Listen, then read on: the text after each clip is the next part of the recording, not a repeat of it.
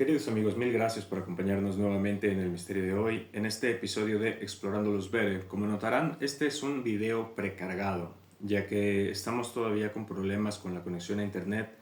Hemos decidido entonces encontrar una solución.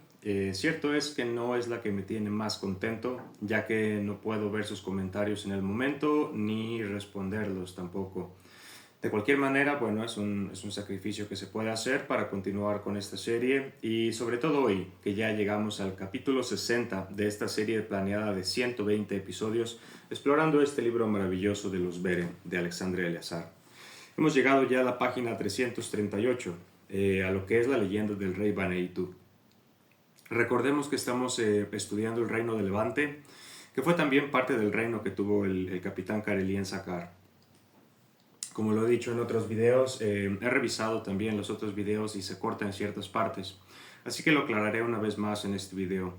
Si he tomado tanto tiempo para hablar de este asunto de Sakar y del asesinato del pastorcillo y del asesinato del propio Sakar, es porque he notado que era de interés para Eleazar. Dedica varias páginas de sus libros a esto e incluso en otros libros también hay más información al respecto. Así que pues si a él le interesa, me pareció bien entonces también traerlo de manifiesto y aclarar que fue un crimen horrible y que en realidad Sakar nunca tuvo intención de, ni ordenó hacer este asesinato del pastorcillo. Tampoco era un ladrón como le quisieron hacer ver antes de eliminarle. Y bueno, vamos a empezar con la leyenda del rey Baneitu. Dice aquí, este rey ha pasado a la historia con el nombre de Baneitu, o sea, el último de los Ban. Constato cómo en Cataluña se ha conservado su nombre pero con otra significación, proveniente de la gran desgracia ocurrida a ese rey de los Ban, víctima de un tremendo engaño. El engañador, como siempre, claro está, había de ser un payo. El rey nació aproximadamente en 5700 a.C., en la larga ciudadela de Alba Atelle, escribiéndose también Albatelle. Era la capital del estado Ban de Albaín, hoy en Italia y desaparecida.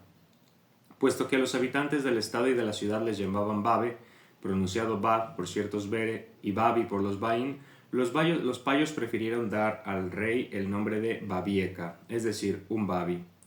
Al subir al trono de todos los Ban occidentales recibió la denominación de Banaquete Reyo, es decir, el rey Banaquete. Tenía entonces más de 60 años y vivió alrededor de 240 años, estando siempre en perfectas condiciones físicas. Aquí hago yo dos paréntesis. El primero para indicar la edad del rey Banaquete, tenía 240 años. O sea, todavía en estas alturas de la humanidad se podía gozar de esa larga vida. Lo segundo es que, bueno, como dice Eleazar, a él le apodaron muchas veces Banaquete, o le apodaron mejor Babieca, mejor dicho Babieca le apodaron, ya que Babieca pasó a significar algo despectivo para alguien que se dejaba embaucar en engaños. Dice aquí, murió ejecutado por los payos, a consecuencia de la encerrona más absurda conocida en toda la historia. Fue efectivamente durante su reinado, es decir, entre el tercer y segundo milenio antes de Troya, que los Ban perdieron la totalidad de su reino. Banaquete era de carácter jovial, le gustaba la buena cocina, el buen vino. La palabra banquete proviene de banaquete, las flores y las plantas. Era muy aficionado a la música, a la pintura y a la cerámica. Un mal día el Mendón Atzipari, es decir, el emperador de los payos, decidió acabar con el reino de los Ban o Baín, a fin de ocupar toda la costa del mar Patoichas, es decir, el Mediterráneo. Tras varias batallas en las cuales los payos cogen desprevenidas a las poblaciones Ban, aquellos ocupan el territorio al este del río Guadalentín, Sangonera, alcanzando el Segura.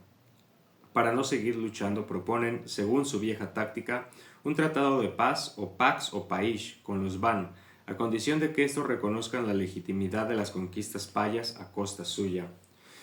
De otra parte, siendo el reino de los Ban demasiado extendido y considerándolo como una amenaza para la seguridad del imperio payo, aconsejan dividir su territorio sureño en varios reinos que el rey Banaquete entregaría a sus hijos.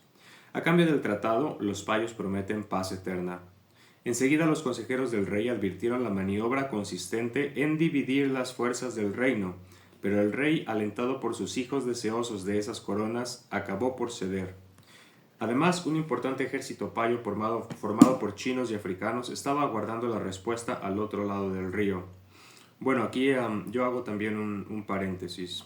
Recordemos que siempre, como decía Nicolás Maquiavelo, em, si pospones el caos por no pelear, entonces primero, no recuerdo la frase cómo era exactamente, la he de buscar, pero habla de que si uno pospone arreglar un problema por no tener problemas, entonces pues tendrás básicamente dos problemas.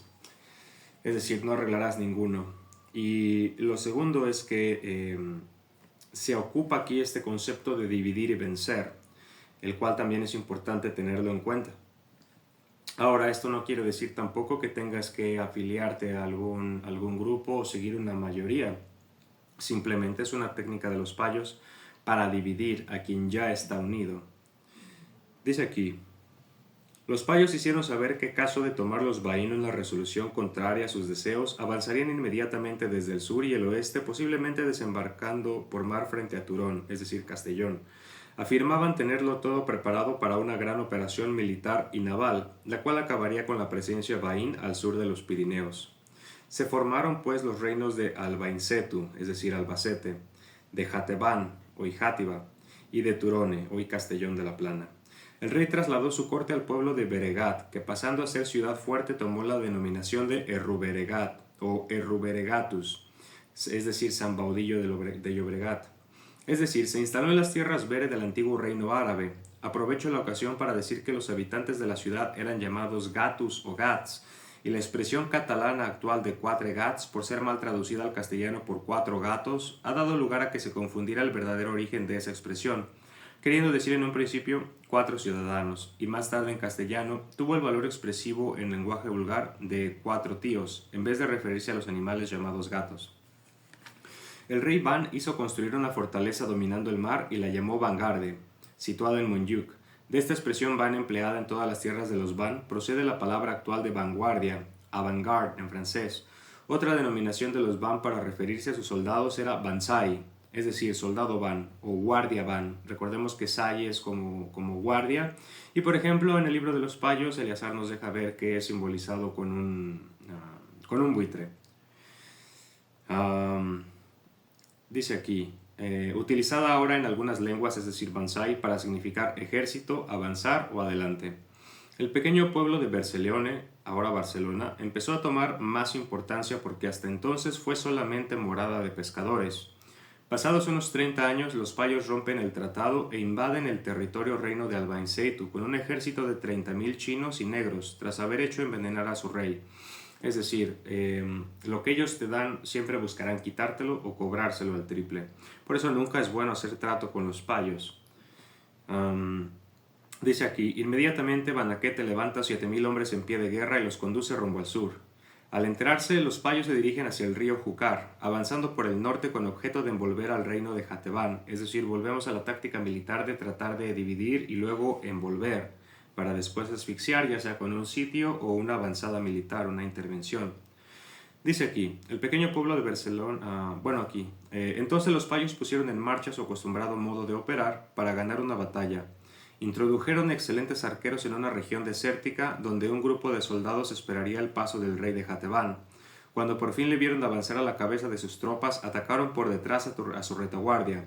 Al mismo tiempo, los chinos, saliendo de falsos matorrales diseminados por las laderas del valle, se precipitaron delante de los Ban.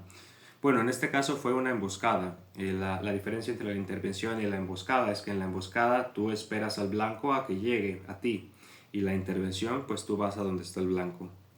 Momento escogido por los arqueros, quienes aprovechando la gran confusión se acercaron lo suficiente y desde unas rocas dispararon sus flechas en dirección al rey.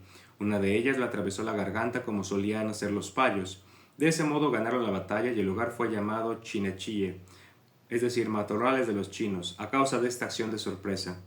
Los payos establecieron su cuartel general en un terreno que por tal razón y a partir de ese día fue llamado Almance, es decir, hoy Almanza. Y allí esperaron la llegada de los de Banquete. Hubo una entrevista en el lugar de la batalla, siendo severamente criticada por los Baín. Resulta que el emperador Payo pretendía justificar su nueva acción acusando a los Baín de haber roto el tratado, cuyo texto sellado decía que los reinos de Albaicetu y demás estarían solamente bajo el cetro de los hijos de Banaquete. Y aquí Eleazar nos da una cita de otro libro, Dice aquí, como el rey de Albainsétu había muerto y sus hijos se disputaban la corona, no se sintió seguro con esta nueva y confusa situación.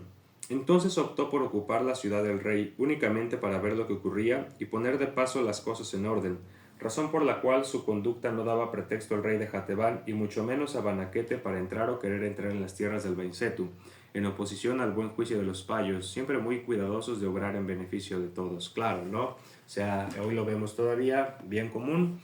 Así que pues solo va a haber en el futuro dos soluciones. Ya hemos hablado de esto también en otros videos. Solamente habrá o apoyas al bien común o apoyas a la comunión, que pues prácticamente es unión común, comunión, lo mismo.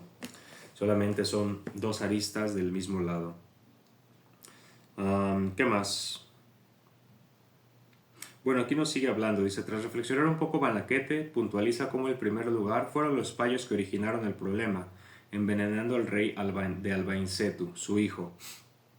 Y como siempre, pues el payo se hizo el ofendido. Dice aquí, el Mendón fingió enfurecerse, gritó que las palabras de Banaquete eran una injuria para los payos, por todo lo cual los Baín podían considerar las conversaciones como concluidas. Este tipo de actuar, también yo hago un paréntesis ahora, es muy común todavía a la fecha entre los psicópatas y los narcisistas. Es gente que no acepta una responsabilidad por sus acciones y siempre se hacen los ofendidos. Siempre desvían el tema hacia todo lo que no sea solucionar o realmente confrontarles. Esto hay que tenerlo en cuenta. Dice aquí, mientras dura el cerco, los payos ocupan el resto del reino de Jatebán. Pronto se enteran de la marcha hacia el sur de un ejército van de más de 10.000 hombres. Viene para socorrer a su rey. Los Baín afirmaban que cada uno de ellos valía por 20 payos, sobre todo si estos eran tallos pequeños y siempre hambrientos, apenas pudiendo sostener una jabalina. En vista de la situación, el Mendón pide parlamentar con el rey de Banaquete, ofreciéndole sellar enseguida un nuevo tratado definitivo, es decir, otro show de perro bailarín. Estipularía lo siguiente: las tierras de los reinos de Albainsétu y de Jatebán pasarían a formar parte del imperio, siendo la frontera fijada por el curso de un río, el cual llamarían Guadaipalén, hoy el río Turia. El tonto de Banaquete, en lugar de rehusar o ganar tiempo, selló acto seguido el nuevo tratado y, satisfecho de haber salvado la vida, se pone en marcha hacia el norte, pero poco después de cruzar el río llamado ahora Magro, se encuentra con el ejército que viene en su ayuda. O sea, realmente no quiso esperar al conflicto, sino más bien le quiso poner una solución rápida, lo cual con los payos nunca funciona. Dice aquí, o sea, el ejército, no quiere retroceder y el rey no quiere saber nada de enfrentarse con los payos. Tras muchas horas de discusiones, Banaquete obliga a sus gentes armadas a regresar con él hacia Turón. Como los payos establecieron su cuartel general en Manís o Manises y en Torrente o Torrente, los Baín construyeron rápidamente una importante torre fortificada a su lado del río y bastante cerca del mar. Vigilaría su nueva frontera con los payos. Un pequeño pueblo se formaría enseguida a su alrededor. Este lugar fue llamado Turia, es decir, la torre, o sea, el fuerte. En el 5537 antes de Cristo, al parecer. Aquí Eleazar pone ACBT, entonces no sé exactamente qué significa esto. En su emplazamiento se alza la ciudad de Valencia. Constato cómo en el lugar del pasaje de la frontera ha conservado el significado su denominación original Payate, Puerta de los Payos, hoy escrito Paiporta, Puerta de los Payos. Los pares daban nombres payos a todas las tierras conquistadas, pasando a ser provincias del imperio. La que ocupaba el territorio empleado en la provincia de Valencia, entre el Turia y el Júcar, se llamó Palancia. Al sur de este último río y hasta la actual Segura, toda la tierra se la quedó el pare Carrasco, razón por la cual recibió el nombre de Carrascoserpaís. Es país creado por Carrasco. Hoy el nombre de Carrasco lo ostenta una sierra llamada Carrasqueta, queriendo igualmente decir país de Carrasco, o bueno, más bien Etá es como país o estado de Carrasco. ¿Qué más? Hoy el nombre de Carrasco lo ostenta una sierra llamada Carrasqueta, queriendo igualmente decir país de Carrasco, porque esta versión de su nombre le fue aplicada durante el reino de Sacar, antes de la llegada de los troyanos. Los chinos llamaban a esta provincia Paya la denominación simplificada de Serpais, nombre conservado ahora por el río Selpis. Eleazar también nos deja saber muchas veces que los nombres de los ríos en realidad toman el nombre de los poblados que estaban alrededor, o viceversa. La llanura de la provincia de Palancia era insalubre y azotada por los mosquitos, los cuales del tamaño de la palma de una mano se llevaban un trozo de carne a cada mordisco. Es decir, había una fauna característica del pantano y no era un buen lugar para vivir, por eso no era tan habitado. Diré que la albúfera se llamaba entonces Albuejín o Albulacuejín, es decir, hace como un gran lago. Con el tiempo los chinos humanizarían esta región, convirtiéndola en una de las más ricas del Imperio Payo. A ello se deberá el cultivo de arroz con el plato típico de la paella y la fiesta de las payas, es decir, fallas hoy, la cual los payos quisieron se llamara así para reemplazar la fiesta Bane de las María. Los Van dedicaron siempre sus fiestas a las Shúrides María y Margorite, esta última sobre todo por ser en esta tierra la madre y abuela de todos los Van. Aquí, bueno, se refiere a Margot, o sea, los Van son descendientes de Margot, tuvo muchos hijos, hay gente que piensa que solo tuvo el hijo con Puterro, pero no, tuvo más hijos con Jesús, desde aquí de Améric también. ¿Qué más? Bueno, también al respecto, sobre la separación que hubo de las Marías en Améric. No es porque haya habido problemas, creo que realmente se dio de esta manera porque en las cuestiones de la guerra parece ser que Marta Alberta era la más capaz. Entonces era de las tres la mujer más capacitada para emprender una misión en solitario. Así que no es que se hayan peleado, ni separado, ni encelado por Goberiel, ¿no? En realidad es porque ella era la más apta para poder hacer esto. Por eso es que ella salió. Y ciertamente también ayudaba a los payos. Marta ayudaba a los payos. Fueron muchas las veces que Marta fue a los poblados de los payos y les ayudó, liberándolos de lo que eran parecido a la lagarto, de animales que se los comían. Y ciertamente ella también vio. Era un ser humano una mujer, una hembra, mejor dicho, de un gran corazón y de un gran desarrollo humano. Y hasta donde esté le mandamos saludos a Marta Alberta. Bueno, ¿qué más? En lugar de pasear por las calles la efigie de Margot, desfilaría la paya de honor, quien sería siempre una hija del pare. Esta sería a cargo de todas las vírgenes del año que el día primero del calendario payo o cadégire, es decir, calendario de Cádiz, 20 de marzo actual, serían ofrecidas al pare de la comarca. De ahí viene la costumbre de los festivales donde se escoge una reina de la primavera o una reina del carnaval. De aquí viene esta costumbre. Cuando ya las gentes bahína empezaban a olvidarse de que su rey hubiera debido resistir o volver a enfrentarse con los payos a la cabeza de sus tropas, antes que cumpliera el tan desastroso tratado, un potente ejército payo, sin mediar palabra ni aviso, atraviesa el río fronterizo e invade el reino de Turonia, en el 5507 a.C. Al llegar al río llamado hoy Palancia, los payos dejan de avanzar. Anuncian que este nuevo territorio, al norte del anterior río fronterizo Ituria, formará parte de su provincia Palancia y el río alcanzado servirá de ahora en adelante de nueva frontera, de ahí su actual nombre de Palancia. Según el cuento de siempre, los payos argumentan que la población de su provincia, o mejor dicho país,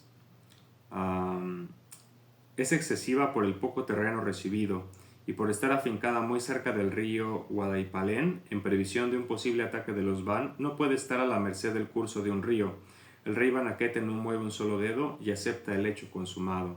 Es decir, lo vemos ahora, por ejemplo, en la historia más moderna, con la historia de las fronteras entre México y Estados Unidos, en las cuales Estados Unidos ha robado ese territorio a México por medio de una ofensiva militar. Así que los payos tienden a repetir sus estrategias. Esto hay que tenerlo en cuenta. ¿Qué más? El pueblo fortificado de Turia pasa a llamarse Palancia y pronto, junto a su provincia llamada también del mismo nombre, rebasaría los 100.000 habitantes. Esta región fue el segundo país de la península. Los emperadores payos formaron la inmigración china hacia las tierras de Palancia, por lo que llegaron a estas varios cientos de miles de chinos durante los 1918 años, separando el primer asentamiento de la victoria de Troya. Pasan unos cuantos años y nuevo avance sorpresa y relámpago de los payos. Otra vez se paran al llegar a un río.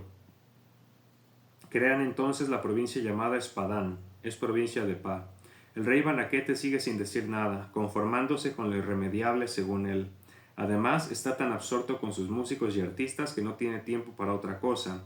Ha hecho construir un soberbio palacio en su capital Ruberegat y en verdad he tenido la ocasión de admirar el buen gusto y la alta capacidad artística de los artesanos de esta ciudad. O sea, Eleazar tuvo oportunidad de hacer una investigación de campo. Aprovechando un viaje del rey en tierras de los Albaín, hoy el Lacio en Italia, los payos vuelven a violar la frontera por tierra y mar. Tras un asedio de varios meses, ocupan la capital Turón. Los payos forman una nueva provincia llamada Palmeas. Se extiende desde el río Mijares hasta el actual límite de la provincia de Castellón con la de Tarragona.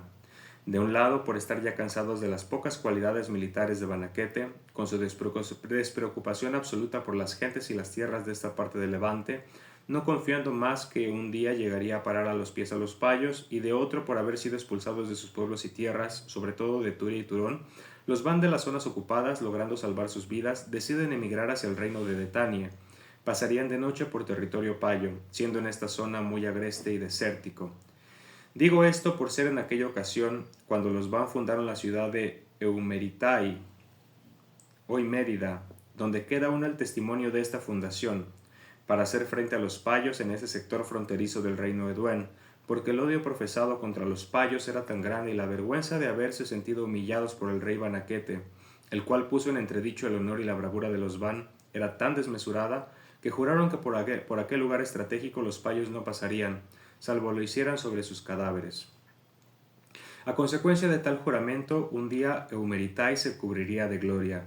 Los payos debieron pagar un muy alto precio para tener la satisfacción de arrojar al río varios miles de cadáveres Van, tras ocupar la bella ciudad que luego abandonaron, una vez construida la suya en un punto más elevado. Los Van fundaron también otros pueblos en las tierras edetanas, de los cuales tengo relación. Fueron bien acogidos igualmente en la ciudad de Tolvere, es decir, Talavera de la Reina, y gracias a ellos nació en este lugar la industria de la cerámica. En la antigüedad se decía, dime quién ha creado esta cerámica y te presentaré a un Van. Esta vez el rey Banaquete se ha emocionado, pareciendo haber tomado conciencia del peligro. Hace un llamamiento a todos los hombres válidos de su reino y pide ayuda a las naciones Ver. Sus reyes le prometen equipar y enviar a todos los guerreros disponibles. Los payos esperan 17 años para que estos ejércitos se disuelvan y se enfríe la cólera de los Baín y de los Ver. Es decir, aquí vemos que los payos, en vez de ir a la confrontación directa cuando ya el enemigo se estaba preparando, lo que hacen es comprar tiempo para que se enfríen los ánimos. Eso también hay que tenerlo en cuenta. Una madrugada la flota paya desembarca miles de soldados al otro lado del río, por ellos llamado Auripa, el río de paz. Hoy es el río Ebro. ¿Qué más?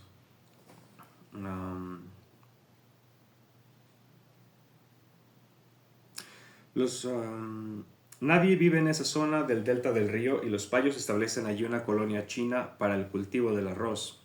Ahora el Mendón dispone de unos 60.000 chinos, tayos, egipatos, etíopes, sudaneses, panís, libios, aparicán, moros, etc. Frente a ellos, nadie. O sea, llevaba ya una armada de 60.000 pusilánimes. Sin embargo, los Baíno Van pudieron parar momentáneamente el avance payo, gracias a los grandes refuerzos recibidos apresuradamente.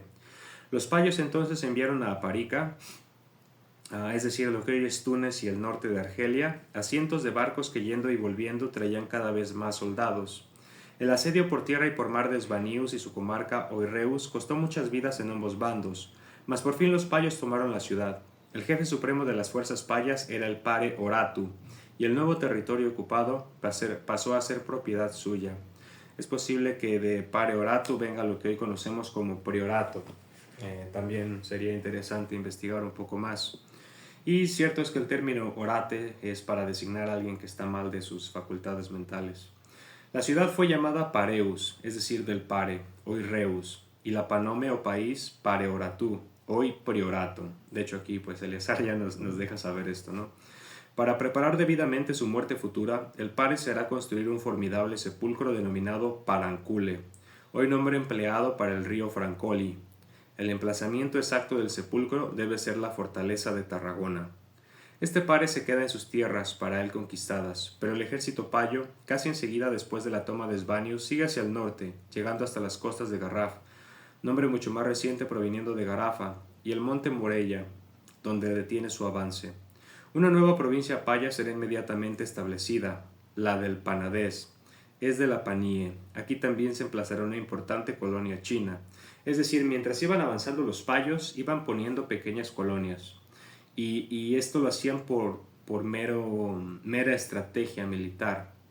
Al tener un pueblo en la ruta, pues se pueden abastecer de víveres o pueden abastecerse también de soldados por medio de la leva. Todas estas cosas que hacían los payos es importante analizarlas desde un punto de vista militar, porque los payos no cambian sus estrategias, si bien se reinventan en algunas cosas, en otras no cambian, y ciertamente no las cambian porque les han funcionado. Y así funcionarán hasta que aprendamos nosotros cómo funcionan y entonces les quitemos la efectividad. Aquí Eleazar nos deja saber todas las técnicas que hacían, nos deja saber qué técnicas ocupaban según la orografía de la ciudad, si estaba en ríos, si el ejército era más fuerte, es decir, es todo un estudio de las batallas de los Veres y los Payos también. Dice aquí, el rey Banaquete estaba completamente aturdido por la gravedad de la situación, es decir, no le dejaba pensar el enemigo. Ahora lo llamaré Baneitu, pues en las leyendas refiriéndose a él es llamado así. Solo en los textos que comentan los anales de los Ban se aclara que Baneitu era Banaquete. Parecía quedar únicamente una gran batalla para que los payos conquistaran la bella capital del rey Baneitu. Esta batalla debería desarrollarse por los actuales emplazamientos de Castel Delfes, Galbá o Viladecans, lugares llanos, propicios a los grandes movimientos que gustaban a los payos. De nuevo, aquí nos deja saber Eleazar, ¿no? Cómo les gustan las llanuras para hacer estos grandes movimientos. Dice aquí, esta batalla, como estos no acuden, los payos montan un gran campamento, levantando una ciudad de cañas y barro, la cual toma el nombre de Pales. El jefe supremo del ejército payo era aquel famoso pare llamado Paramenio. Había exterminado a gran parte de la gen Bane en el antiguo reino de Lebanón y parecía haberse convertido en el enemigo implacable de los Ban. Tras su victoria sobre los Ban, los Auvergne, los Beretanos, los Eduen del Norte y los Belgen, quedó proclamado su pare, el pare Sol, siendo otra denominación de los Paraón o Mendón, y apodado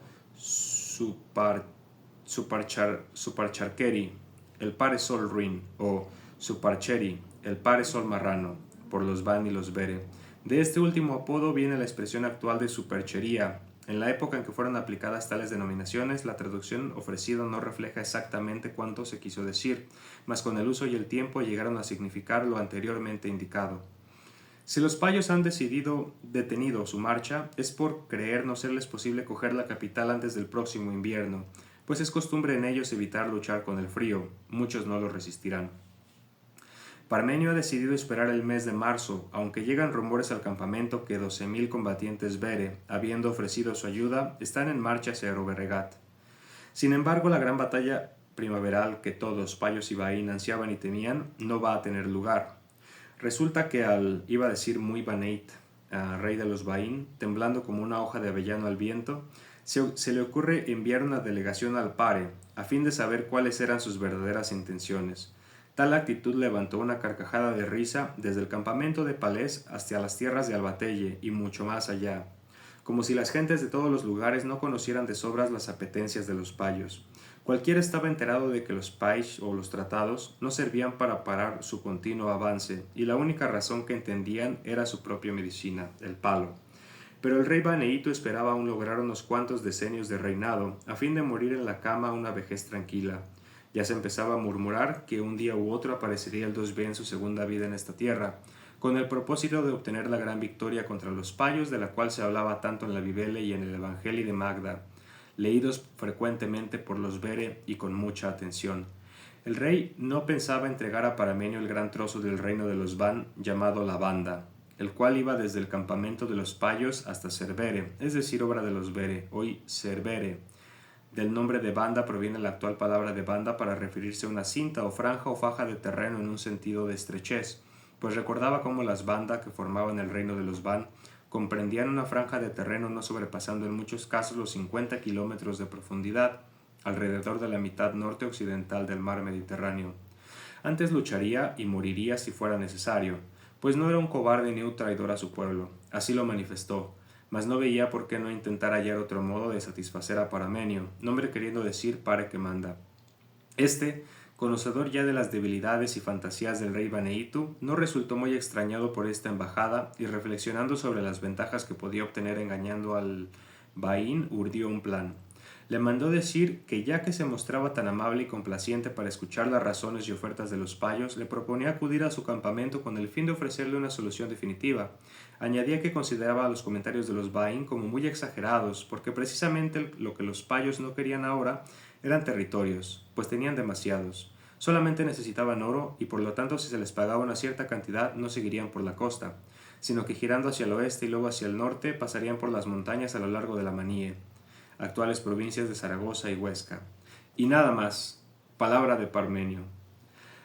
No sé el lugar exacto de la entrevista, pero debió ser a medio camino entre Casteldelfes y San Baudillo, muy posiblemente en Viladecans o en Gavà. Cuando el babieca Baneito llegó frente al palanquín del pare, vio cómo a su lado estaba colocada una escalinata de madera 3 veces más alta que la estatua de un bere, y cuya presencia no parecía tener sentido, pues no había en ese lugar ningún edificio ni ingenio militar necesitando tal cosa, por lo que quedó algo intrigado. El pare lo recibió muy bien, con muestras de respeto y deferencia, y esto lo tranquilizó. Cuando quiso saber la cantidad de oro que debería entregarle, aquel le aseguró no tenía por qué sulfurarse nada más llegar, pues iba a ser muy condescendiente con el gran rey de los Bain. Además había tiempo para todo.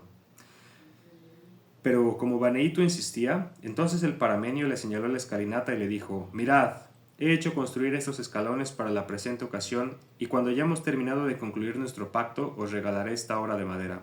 Fijaos, tiene 22 escalones desde abajo hasta arriba.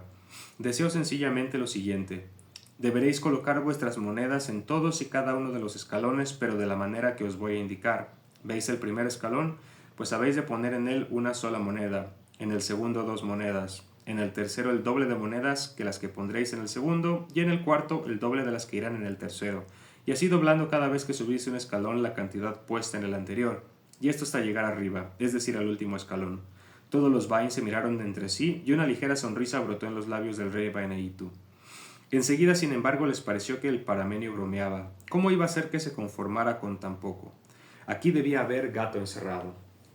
Continuaremos nuestra lectura mañana acerca de Baneito y, bueno, continuaremos este formato de Explorando el libro Los Bere con videos ya precargados. Sin embargo, apreciaré todavía sus comentarios y gracias también por su apoyo y por su interés en la obra de Alexandre Eleazar. Saludos con cariño.